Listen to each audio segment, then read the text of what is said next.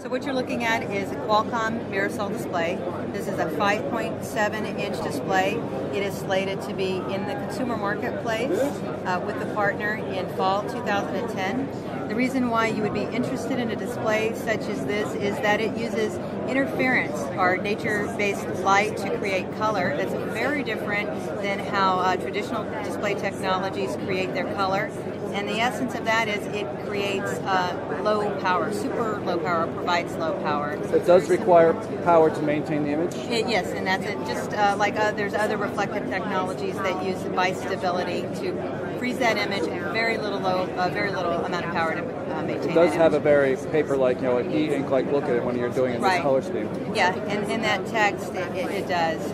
But the color, again, is nature-based, so it is a different aesthetic than a liquid crystal display. We definitely don't try and mimic that, but say, hey, if you can design it a little bit smarter and nature-based, you can get some inherent fundamental benefits from that. And of course, that is sunlight viewable. You take it outside, more light, the crisper the image. Is this particular one backlit right now or not? No, and that's the beautiful part, right? You do not need a backlight. Right. So this is pretty easy to read. It's obviously, the color saturation is lower than you would see on a brightly lit TFT, but it's very, very viewable, very, very readable, and if there's no backlight going on, you can tell that there's a lot of power changes going on. Yeah, absolutely. And the ambient light is what's actually creating that. So there's no light.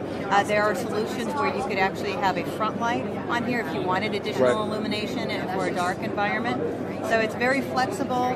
We have illustrated touch capability as well. This particular demo does not have it, but everything that you would expect from a display, majority of that we can handle. How thin is the actual display layer and the substrate and the electronics? So it is glass, and it is a standard sizing. That's not to say that it couldn't be thinner for a certain application. You could use glass thinning techniques and so forth. But in terms of comparing it, in its normal state, it's about the same as it's comparable. It's comparable. But where you're going to get your thinness is that you can use a different battery. If you could use 250 milliamp battery over 850 milliamp battery, that thins the device down, and that reduces weight as well. Right.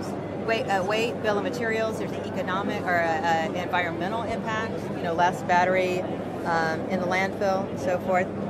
This is also 94% less carbon output than a liquid crystal display based on quite a few different factors. You mentioned that the frame rate on this is about 20, but it's not been optimized. This is not optimized, and this is not. It's indicative of what you're going to see in the fall, but as a demonstration unit, you'll just have to bear with us. The purpose is to show color, and it's to show that you can support multimedia. You can see it is coming from the light. You can see that the shadow from my finger and how it affects it. It's not backlit. Right, and the color will not fade. This is not a pigmented color. It's structural color. Color in nature does not fade. This will not fade over time like pigments and inks and dyes that we experience in normal color. And when can we expect to see this on retail shelves? We are targeting fall 2010.